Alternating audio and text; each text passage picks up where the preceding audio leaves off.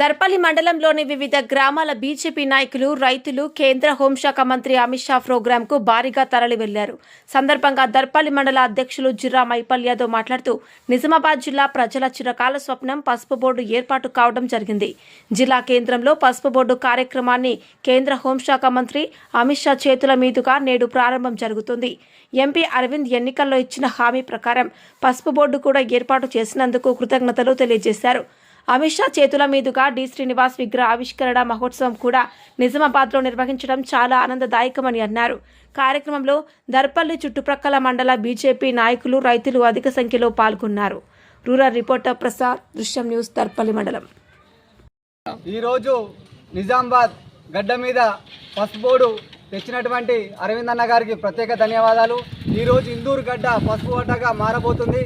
దీనికోసం నిరంతరం కృషి చేసి రైతుల పక్షాన నిలబడ్డటువంటి నాయకుడు ధర్మపురి అరవింద్ గారు. ఆయన ఆధ్వర్యంలో ఈరోజు అమిత్ షా గారు పసుపు బోర్డు కార్యక్రమాన్ని చేపట్టడానికి వస్తున్నటువంటి విషయం ప్రతి ఒక్కరికి కూడా తెలిసిందే. ఈరోజు మా దర్పల్లి గడ్డ నుండి మేమందరం కూడా బస్సులలో మేము పెద్ద ఎత్తున బయలుదేరి ఆ యొక్క సభకు మేమందరం కూడా భాగస్వాములు అవుతున్నాం. ప్రతి రైతు కూడా ఆనందంలో ఉన్నారు. అలాగే మాకు పసుపు బోర్డు ఇచ్చినటువంటి నరేంద్ర మోడీ గారికి, తెచ్చినటువంటి అరవింద్ అన్న గారికి, ఇలా ప్రారంభం చేస్తున్నటువంటి అమిత్ షా గారికి పేరు పేరున ప్రత్యేక ధన్యవాదాలు.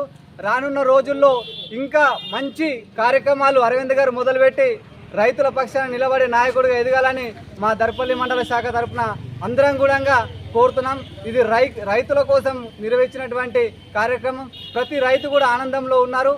ఇలా అక్కడ చూస్తే ఇందూరు గడ్డ పసుపు గడ్డగా మారబోతుంది.